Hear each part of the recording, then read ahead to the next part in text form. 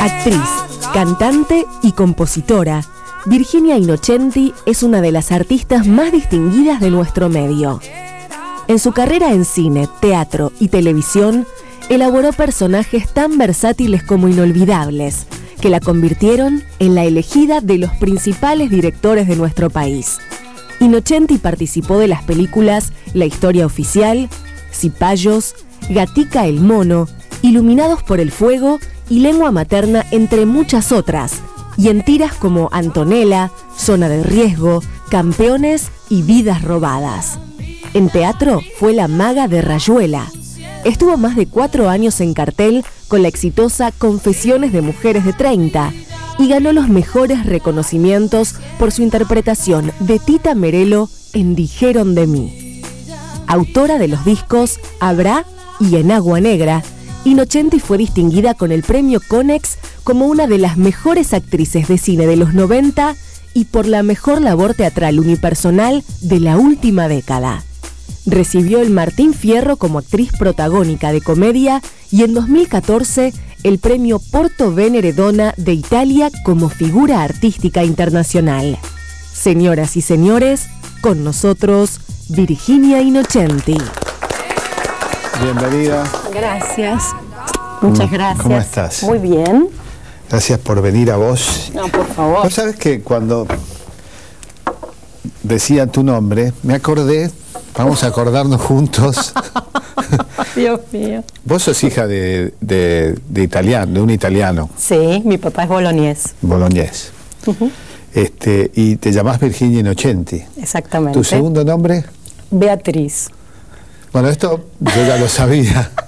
Pero claro, la gente dice, ¿de qué nos leímos? Bueno, virginidad, beatitud e inocencia. Exactamente. Lo primero te lo debo, lo demás puede ser. Qué mandato, ¿no?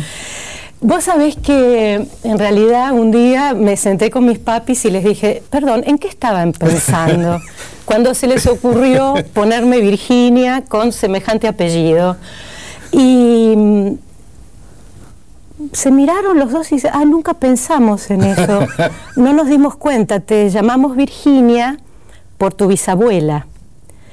Yo me llamo Virginia por mi bisabuela Virginia, o sea, la abuela de mi papá, y ahí aparece todo este cuento familiar, maravilloso, que bueno, cuentan que Virginia, mi bisnona, cruzó el mar, el océano como 7 veces por amor.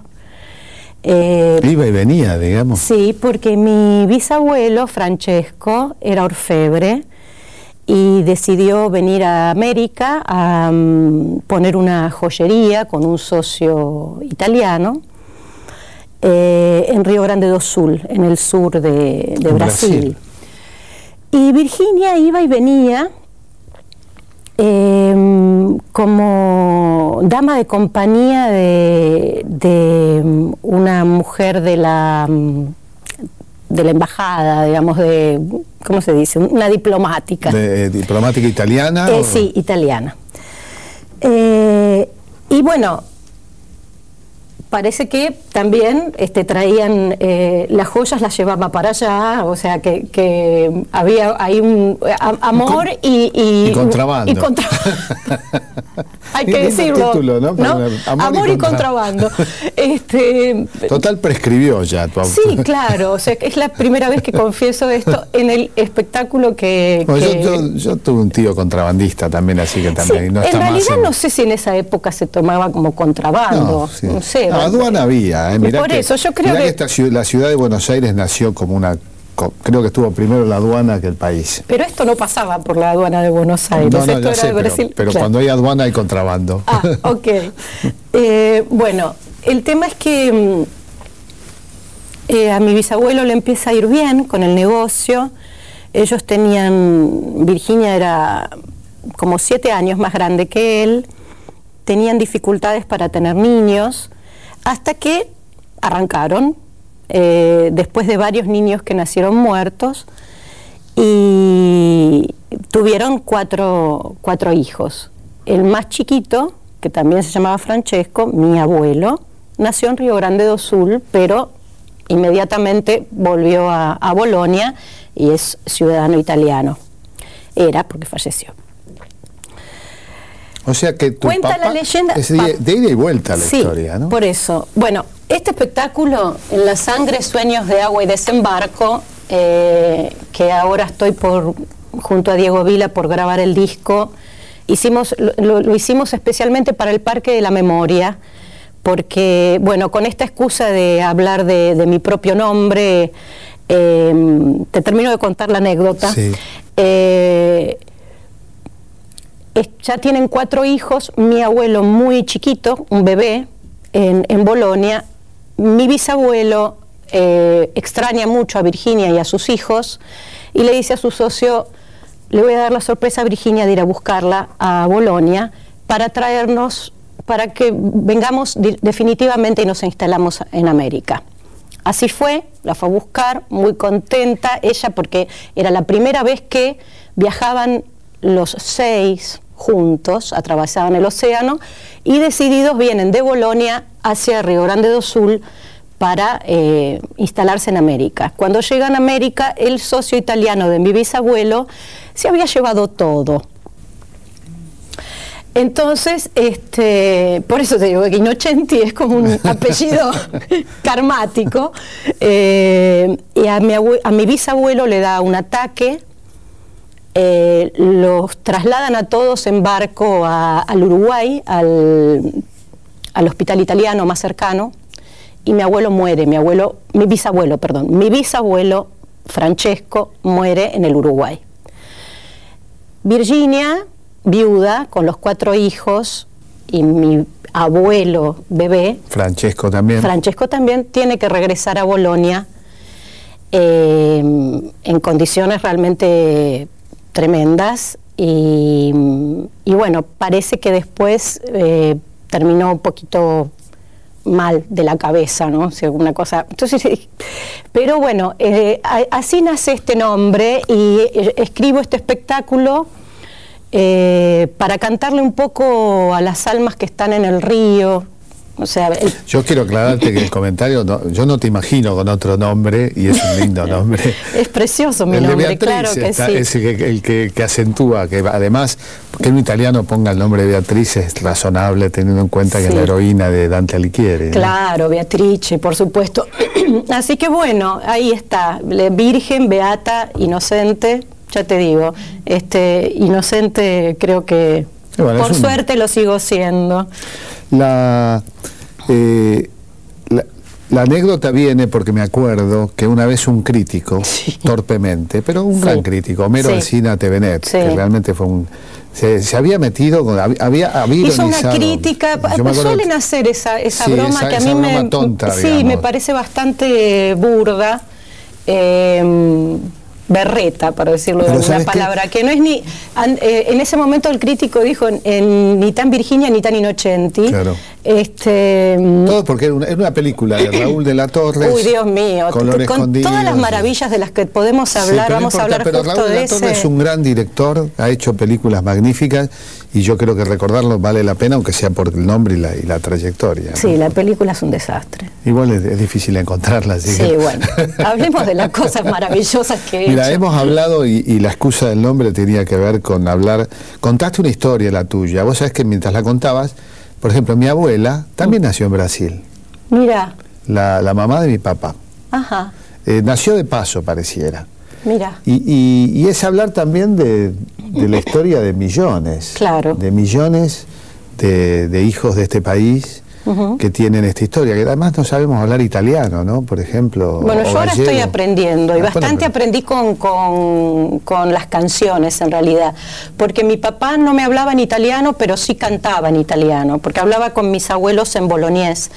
Porque después, digamos, hubo más cruces, porque después mi papá con mi abuelo termina, después de la Segunda Guerra, viniendo regresando a América, viniendo a Buenos Aires. Tu papá es lo que se llama la última oleada inmigratoria. Claro, exactamente. Que son los últimos. Le decía, la generación de los ingegneri, le decían. Claro. Que son los que vienen en la posguerra. Y muchos eran ingenieros o técnicos, ¿no? Sí, sí. Bueno, papá llegó acá con 17 años, así que se terminó de formar acá, y la universidad la hizo aquí.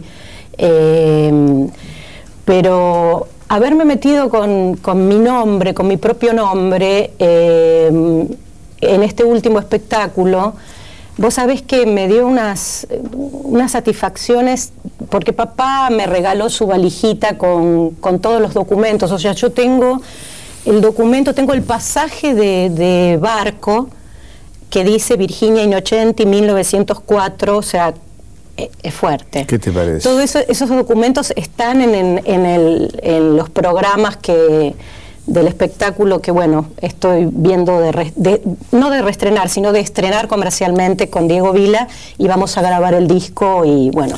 Qué sensación, ¿no? Porque es como que estás continuando un viaje que no empezaste, que empezó alguien que se llamaba como vos y el viaje continúa, ¿no? Estoy muy conmocionada porque vos sabés que mis papis, de regalo para los 15 años, me invitaron a viajar a Italia con ellos, y yo viajé a Italia con mi papá, que regresaba después de 30 y pico de años, y yo presencié todo el reencuentro de él con sus parientes, y bueno, vi el lugar donde era su casa, que había sido bombardeada, y a raíz o como consecuencia de este trabajo que hice, que es un espectáculo que cuenta esta historia de amor, no cuento los detalles de las joyas, yo le tengo bastantes fobias, me gustan, verás que me gustan los anillos, pero no uso oro. No alhajas, digamos. No alhajas, no uso... Bichutería. Sí, porque se ve que tengo una cosa así que es fuerte, que es como un poco atávica, ¿no? Que tiene que ver con esto de...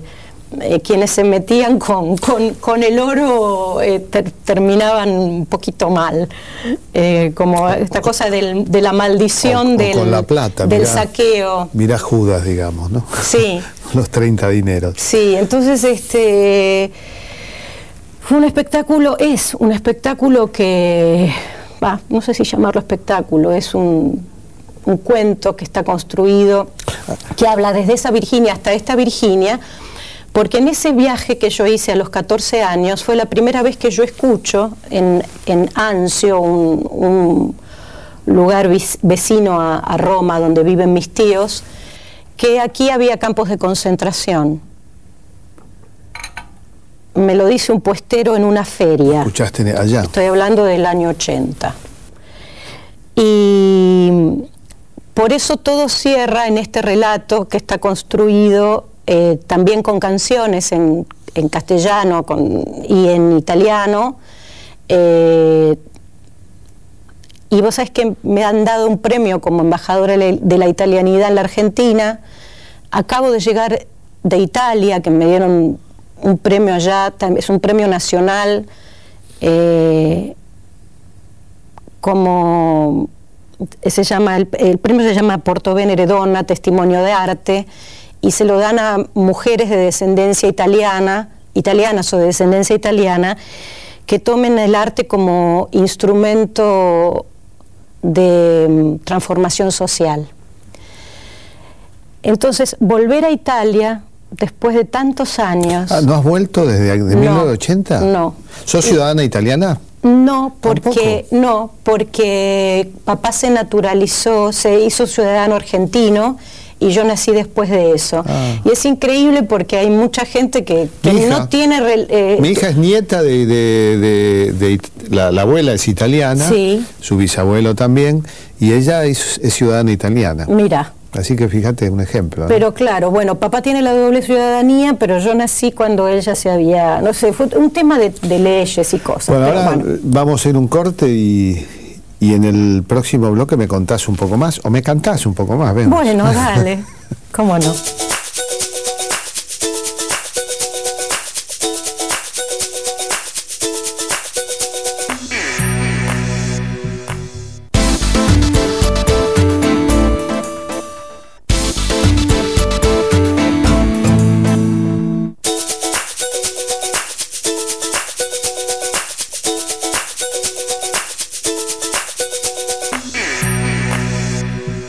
Todo lo que signifique recorrer el pasado, ¿no? Porque estamos hablando de viajes no solo geográficos, sino de esto que somos, de esta identidad compleja de tantos argentinos, y que alguien me dijo una vez que la mejor manera de no volverse loco o de ser loco es salir de la locura con algo en la mano, ¿no? Y el arte es la mejor manera. Lo único, sí, la poesía, la música. ¿Cómo empezaste? ¿No? El arte. ¿Cómo te relacionaste con el arte? ¿Cómo se te ocurrió? Porque yo te iba a decir de ser actriz, pero sos actriz, sos cantante. ¿Qué hay de cada cosa en tu trabajo? Bueno, la verdad es que este viaje fue muy significativo para mí, ¿no? Que hice en Italia a los 14 años, pude ver, me acuerdo con mis papis en Venecia, All That Jazz, por ejemplo. Cuando acá no era prohibida y además se estrenó después, ¿no? Y después me acuerdo que se estrenó Tangos, El exilio de Gardel. Después hicimos Cipayos, pero quiero decir, siempre hubo en mí una... ¿Trabajaste también en la historia oficial? Sí, bueno, eso fue una participación. Bueno, la primera cámara que me tomó, aunque sea de lejos, fue la de Puenzo. Yo desde muy chiquita me gustaba cantar, bailar, actuar. Creo que fue un poco porque vine al mundo por pedido de mis hermanos, siempre cuento esa anécdota. Entonces es como que se ve que estaban todos muy aburridos y llegué a tener que como a divertir un poco a 5 personas, ¿no? O sea, mis padres y mis hermanos. Y mi sensación es como que un poco el sino de mi llegada al mundo era traer la alegría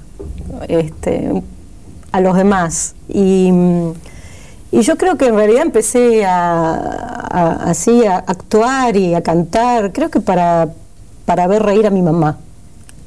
O sea, es algo que a mí me daba mucha alegría eso, ¿no? Es el día de hoy que le hago payasadas y cuando se ríe me da una profunda satisfacción. ¿Y teatro? ¿Estudiaste? En realidad sí, bueno, empecé a estudiar a los 12 años con Ricardo Passano. ¿12 años tenías? 12 años, sí, porque digamos, desde el colegio, desde muy chiquita en el colegio, yo iba a un colegio religioso, de una congregación de monjas francesas, muy piolas, eran monjas que leían a Piaget. ¿Por qué todas las monjas francesas son piolas, progresistas? Es una cosa, ¿no? No sé, fue realmente, esa primera infancia fue muy feliz para mí. ¿Sos del barrio? De Caballito. Caballito. Después, en 76 Plaza vino, Irlanda, exactamente, para hacer... vivíamos frente a la Plaza Irlanda y el colegio quedaba también frente a la Plaza Irlanda. Y teníamos profesor de teatro, teníamos un teatro con los telones de paño rojo, era un teatro que se abría los fines de semana, se proyectaba cine, se hacían obras de teatro en el barrio, y yo estoy arriba del escenario desde los 4 años. Y me acuerdo que estaba muy orgullosa porque a los 5 las maestras de primer grado, o sea, me convocaron para bailar el Charleston con las nenas de primer grado. Entonces, yo te conocí bailando tango, ¿te acordás?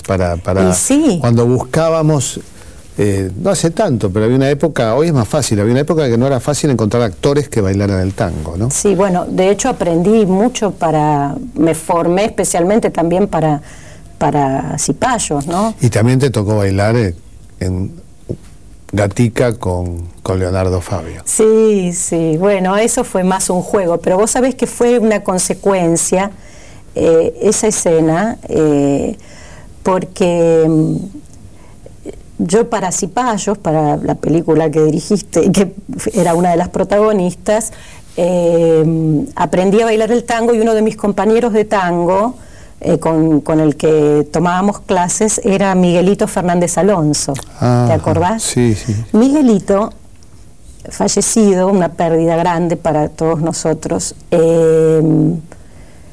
hizo en Gatica, de Miguel de Molina. Claro. Canta. Y entonces estábamos esperando, Leonardo se tomaba sus tiempos para a veces hacer una escena, estábamos esperando muchas horas, yo estaba toda producida, platinada, Me acuerdo vestida. que te hicieron bolsa el pelo en esa película. Me lo contaste vos. Te acordás todas las anécdotas tremendas vos. Escúchame.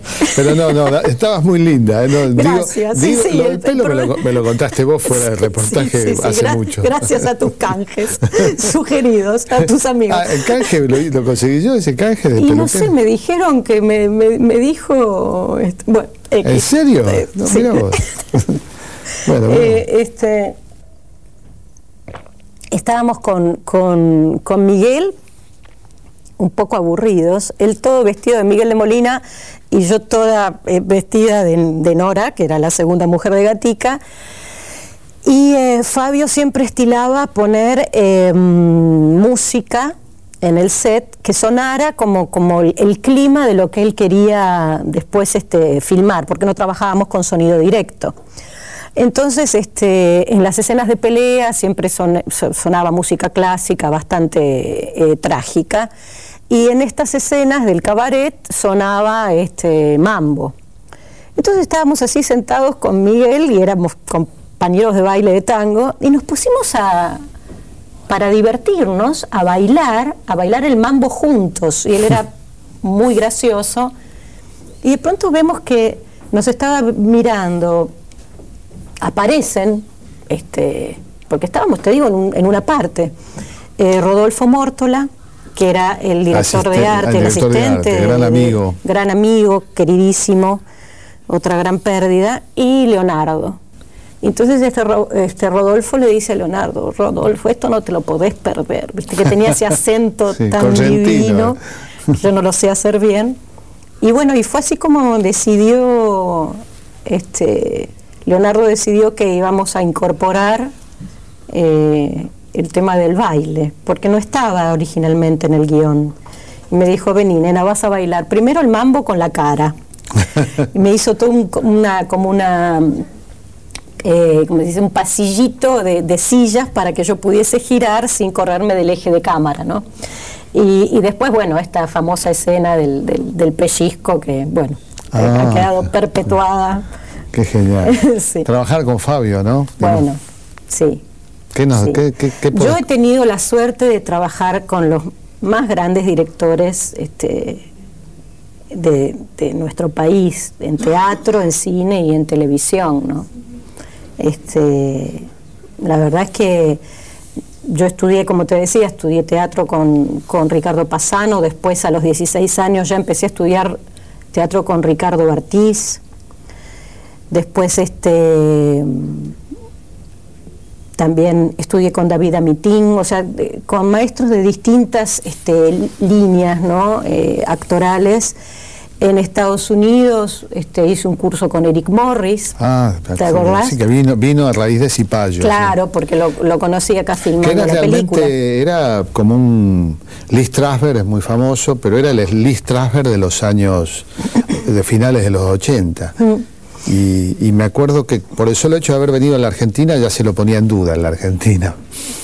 No, o sea, como... Es que, digamos, en esa época que filmamos Cipayos... Su mujer siguió dando cursos aquí. Sí. Su pareja siguió dando cursos durante años en Argentina. Sí. Es una escuela bastante seguida por nuestros actores. El famoso eslogan, no actúe, por favor, claro, no acting, please. Exactamente. Y la verdad es que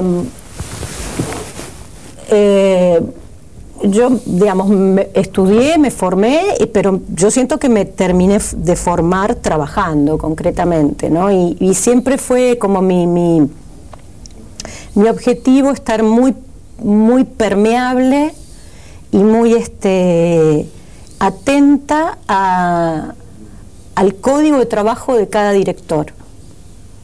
O sea, eso siempre fue como mi desafío, ¿no? Y poder adaptarme a eso que el director soñó, pensó, porque me parece que bueno, cuando uno, lo sé ahora que hace ya unos cuantos años que también genero mis propios proyectos, que los escribo, que los dirijo, o que me encargo de armar el equipo que ponga en escena eso que soñé. siempre tuve como mucho respeto por el hecho creativo, y tengo una concepción que creo que eso me viene también de haber trabajado con Fabio, de haber trabajado con Jaime Kogan en el teatro. Un concepto, con Jaime Kogan hiciste La Maga.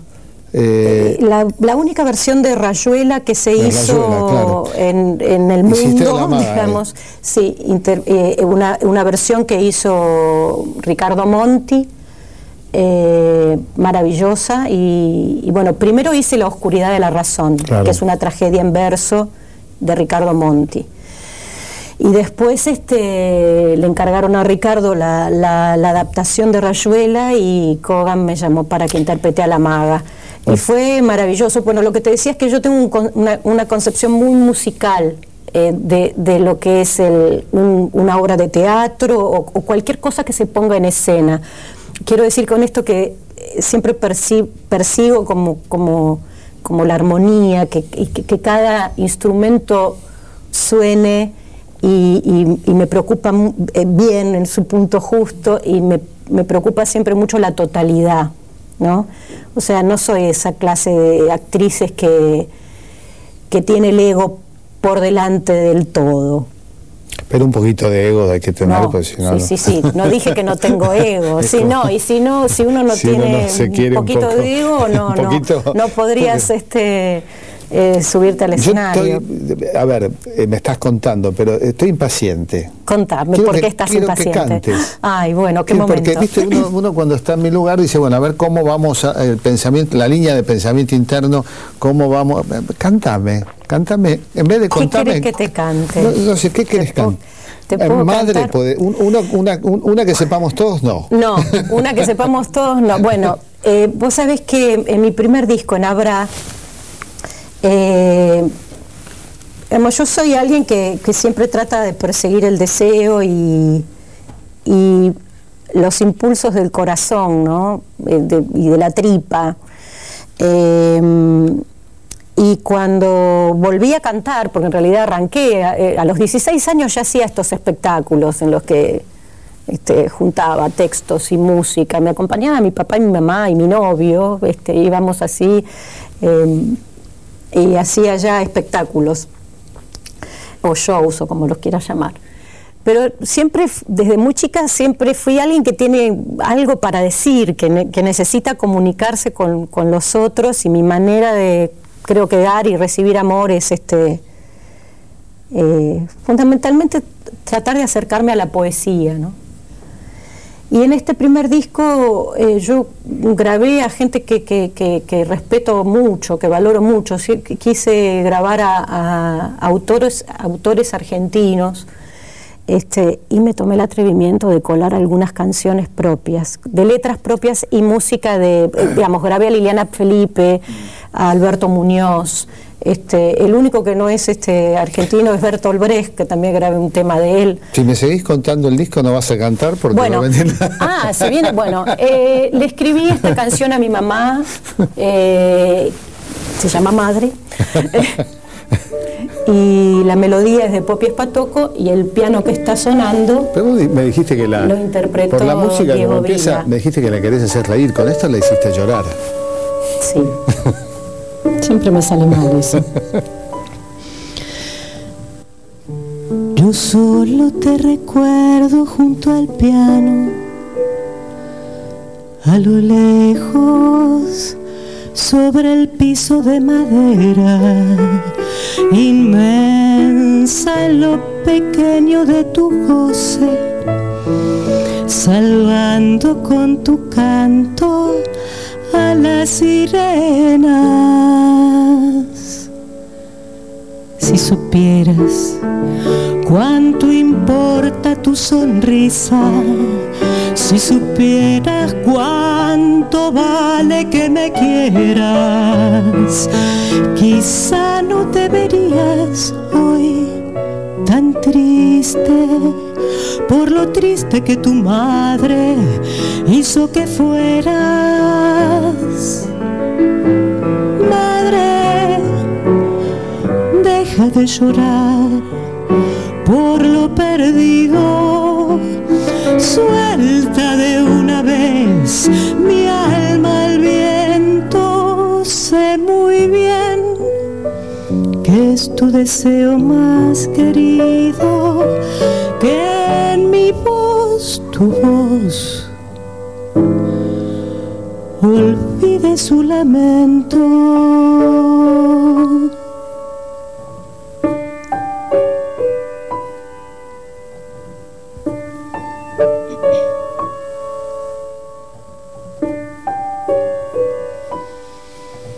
Te compré con tanto amor este vestido, arréglate el pelo como en aquel tiempo, baila en tu mejor vals cada latido.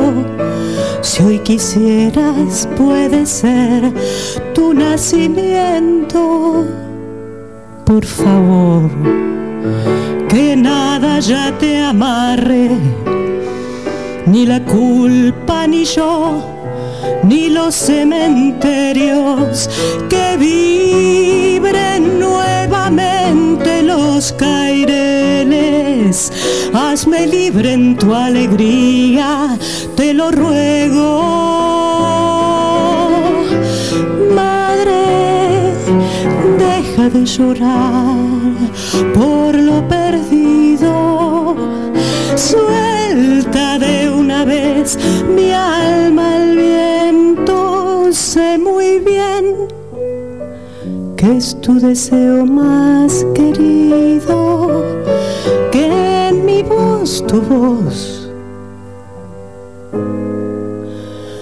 olvide su lamento. Muy bien.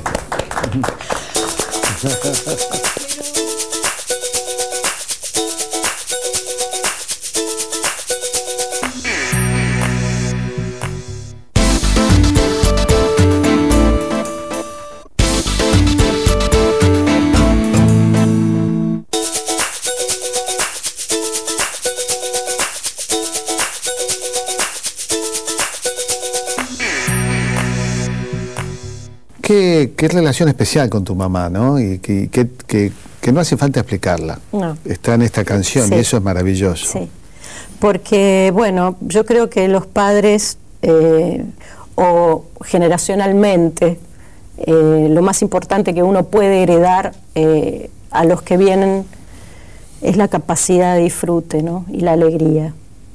Somos una cultura bastante formateada para el sufrimiento, ¿no? Para el padecimiento. Eso es curioso, porque Italia, que es, si uno dice Italia, la cultura italiana es maravillosa, ¿no? Y hace mucho que lo es. Celebro, por ejemplo, que de pronto el cine italiano vuelva a hacer obras como La Grande Bellezza. Sí. Qué maravilla esa.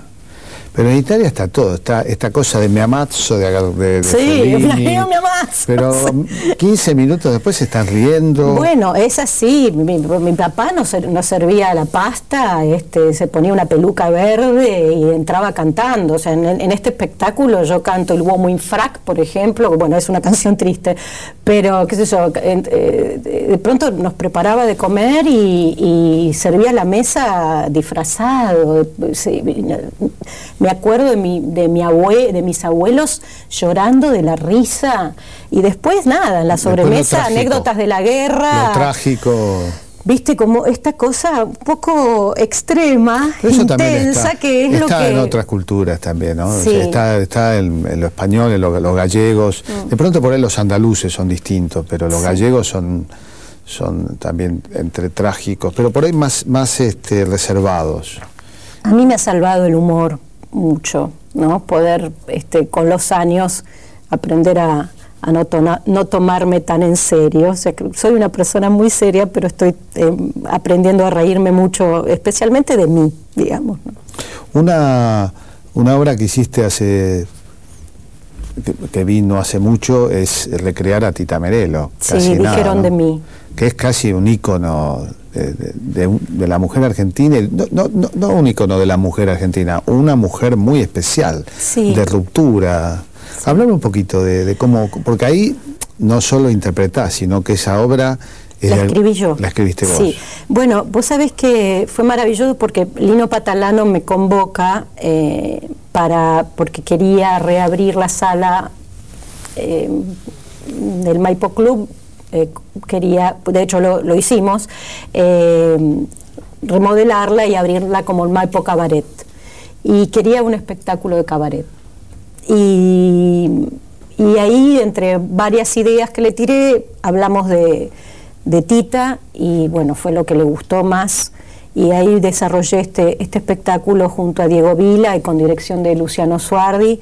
Diego Vila al piano, la dirección musical, y yo quería, digamos, antes de esa obra nadie había hecho nada en teatro sobre Tita Merello, y yo quería como rescatarla un poco del olvido y de las habladurías, por eso le puse Dijeron de mí, ¿no?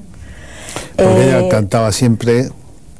Por el tema era Se dice de mí. Se dice de mí, se dice que soy fiera, que camino a lo malevo. Bueno, en Abra también, un poquito más querés. Con el micrófono nomás. Bueno, un poquito. Es que a capela se dice de mí medio. Hay una canción, una única canción que escribió Tita, que se llama Llamarada. Ajá. Llamarada es oír desde las sombras esa voz que a mí me nombra, que la busco y que no está. Llamarada es sentir sobre mi boca todo el fuego de tu boca que me quema y que se va. Llamarada es oír lo que me nombra y es correr tras una sombra imposible de alcanzar. Se le escribió a su gran amor, que no lo nombro en la obra. Pero todos saben quién es. Claro. No sé si esas indiscreciones corresponden en un programa como este o no. ¿Hablamos de tu programa? Sí, en mi programa. No sé, el programa lo conducís vos. Es un famoso comediante llamado Luis. Sí, lo que pasa es que yo justamente... que se casó con otra mujer, ¿no? Sí, quise rescatarla del olvido, de las habladurías, y además Tita Merello era un personaje maravilloso que me servía para hablar de cosas que a mí me ocupaban la cabeza y el corazón en ese momento, que tenía que ver con ser mujer en un mundo, abrirse camino en un mundo absolutamente machista, como sucedía en ese entonces. En el entonces de Tita, digamos. En el entonces de Tita, no me quiero meter en la actualidad porque vamos a... Sigue siendo bastante machista. Sí. Hablar de la proscripción política, hablar de las humillaciones que muchísima gente tiene que sufrir por una mujer independiente, por nacer en condiciones de muchísima pobreza.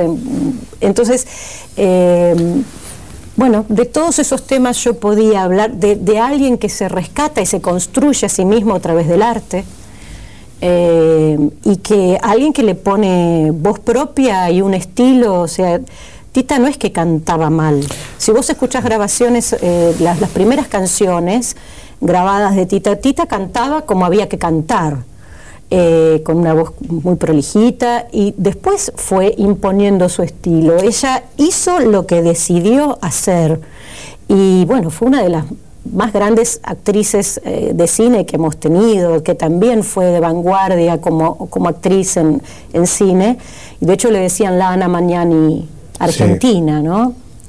Y después interpreté a Ana Magnani en Noches Romanas, así que bueno, vengo así con una... Osmar Núñez. Sí, mi queridísimo. ¿Qué tal trabajar? Osmar. Para mí es uno de los grandes actores. A mí no me gusta eso del más grande, pero es un gran actor. Es uno de los más grandes actores que tenemos, realmente. Ha sido un deleite trabajar con Osmar. Un tipo... Así que bueno. Yo me entusiasmo y me olvido. A ver, tenemos preguntas. Hola Virginia, ¿cómo estás? Bien. Soy Agustín Tauler y te quiero preguntar alguna escena o algún personaje que te haya costado más hacer a lo largo de toda tu carrera y cómo lo pudiste resolver. Hablas de Tita, ¿no? Pero... Bueno, fue complejo. Imagínate hacer a Tita Merello por suerte, digamos, me rodeé de un equipo de gente muy valioso, en los que tenemos un concepto estético similar, y la idea nunca fue la imitación, ¿no? O sea, digamos, para mí un otro siempre es inimitable, ¿no? Lo que sí buscamos reproducir o intentar asir era como el carozo, ¿no? El alma, desde qué lugar ella cantaba. Eso también me sirvió mucho para poder abordarla. Toda la sesión de fotografías que hicimos con Alicia Sanguinetti y Ricardo Sanguinetti, los hijos de Anne-Marie Henrich. Anne-Marie Henrich es una... Bueno, sí, la fotógrafa de Vita y de tantas otras. Y de Tita Merelo, o sea, las fotos... Sí. Esa foto de Tita que... Ahí la tenés. Hicimos una selección de... Mirá vos, esta te la sacó la hija de Anne-Marie Henrich. Pero vos sabés que mi primer fotografía, así como de book actoral, me la hizo Anne-Marie. ¿Ah, sí? Las tengo en casa. Mirá Entonces yo, después de muchos años, vuelvo al estudio de Anne-Marie ahora para hacer estas fotografías y tener que encontrar el gesto. Viste que una fotografía es un momento del alma detenido, ¿no? Atrapado. Encontrar eso que la animaba en ese momento de la foto, más allá de la cuestión corporal, me ayudó muchísimo para entender y para construir el personaje. Sí, me parece que siempre los personajes, lo más importante es aquello que los personajes están pensando, siempre creo yo, ¿no? Más allá de lo que digan o hagan en escena. ¿Pero fue el más difícil para vos? La pregunta de sí. Y sin embargo, tal vez el que más puntos de contacto le encontraste, ¿no? Esta cosa de actriz, cantante, independiente, y a veces la dificultad está ahí, ¿no? Sí. Porque con la maga, por ejemplo, ¿qué puntos de contacto? Bueno, yo con la maga ninguno. Por eso. Porque en realidad... No te veo muy francesa caminando por... Es que la maga no era francesa, era uruguaya. Maga era uruguaya, tenés razón, claro. Así que, y bailaba murga, o por lo menos Jaime en un momento me sugirió, cuando ella relata un episodio traumático en el Uruguay, algo de movimientos que tenían que ver con la danza murguera. Además la maga es un personaje que está en la cabeza de... Claro, lo difícil ahí fue competir... Del alter ego de Cortázar. Claro, ¿no? Ahí lo difícil fue competir con el imaginario de no sé cuántos lectores. Es una mujer en una cabeza. Claro, ¿no? O sea, cada uno construyó su propia maga, leyendo el libro. Algunos creían que pensaban que la maga era rubia, qué sé yo. Sí, la maga, yo creo que... En escena estuvo la maga lo que genial soñó es eso, Kogan. lo que más puede lograr un escritor es eso, ¿no? La construcción de un personaje ya la novela de por sí es un rompecabezas, es una rayuela en definitiva. Sí, y además era bastante inconsciente. Digamos, hay miles de cosas que si yo me hubiese puesto a pensar en realidad como la responsabilidad que implicaban, me hubiese quedado encerrada en mi casa y no las hubiese hecho, ¿no? Porque ponerle el cuerpo a la maga era realmente un desafío muy grande. En este año se cumplen los 100 años del nacimiento de Cortázar. Sí. Y Tita Merelo más o menos, ¿no? ¿Tita Merelo en qué año nació? ¿Sabés el año? Creo que en el 4. En el 4. Sí. ¿Sí? No sé, ahora yo con las fechas yo te puedo hacer una obra de una tragedia en verso. Y mira vos, sí puede ser el 4. Yo sé que pero con las fechas y que los es bien nombres, a comienzos del siglo, que falleció casi centenaria, y serían 110 años de su nacimiento. Sí, en el 4 creo que nació. Sí, mira vos, Cortázar en el 14. Bueno, tenemos una pregunta más, creo que tenemos tiempo, sí. Sí, ¿qué tal? ¿Cómo te va? ¿Qué es lo que te decide hacer un papel? tanto en la televisión como en el cine o en lo que estás haciendo ahora? Encontrar algo que me apasione. Cuando leo un texto y el corazón me empieza que me conmuevo, cuando siento que hay algo profundo para comunicar. Fundamentalmente cuando encuentro un material que me conmueve. Y sí, por eso decía antes que a mí, digamos, yo me formé escuchando a los poetas, ¿no? Me gustan mucho las canciones de autor. Ahora disfruto mucho, estoy queriendo armar un repertorio. Volví a enamorarme de Silvio Rodríguez, que lo escuchaba cuando era un adolescente, con cassettes clandestinos que me pasaban los amigos. Y los cassettes. Yo lo escuché en disco por primera vez, más o menos la época que convivían el disco y el cassette. Bueno, en esa época eran amigos más grandes que me pasaban material. Y bueno, adoro lo que hace Gabo Ferro. Me encanta. Sí, bueno. Yo no sé si fue vos escribiste una canción para Cipayos. Sí. ¿Fue la primera que escribiste, no? La primera que se grabó, digamos. La primera que se grabó. No en un disco, sino en una cinta. Sí, en una peli. Bueno, era el tema de Ángel. Y bueno, tuve el honor que me permitas, o que me pidas que escriba la letra. Y la música es de José Luis Castiñeira de Dios, nada más ni nada menos. Gran maestro. Y es el tema del personaje protagónico masculino que se llamaba Ángel. Y me la acuerdo. ¿Querés que te cante esa? Yo escribí una canción de esa película. Vos escribiste la principal. Y no me la acuerdo, que la cantó Baglietto. Baglietto. ¿La tuya la cantó? Una chica de apellido Con, porque le iba a cantar Susana. Sí. Y no sé qué pasó. Sí. Bueno.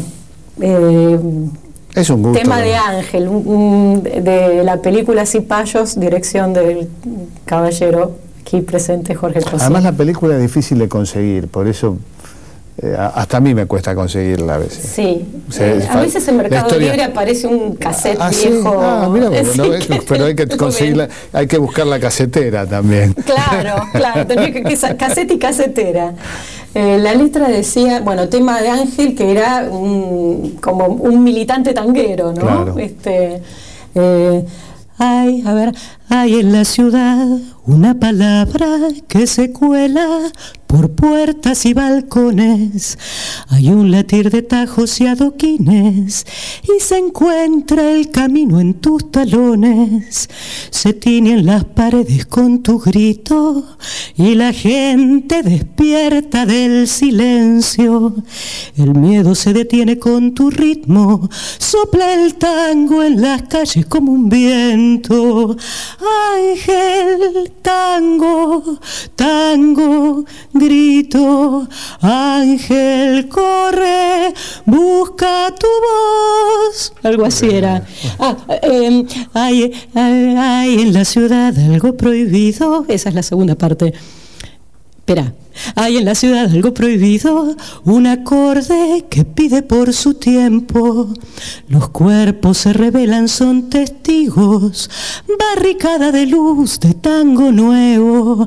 Ángel, tu canción por las esquinas es un himno que llama a la esperanza. Hay ojos de mujer que se iluminan. Vamos, Ángel, soy libre por tu danza. Muy bien. La verdad que yo no sé por qué no la cantaste vos.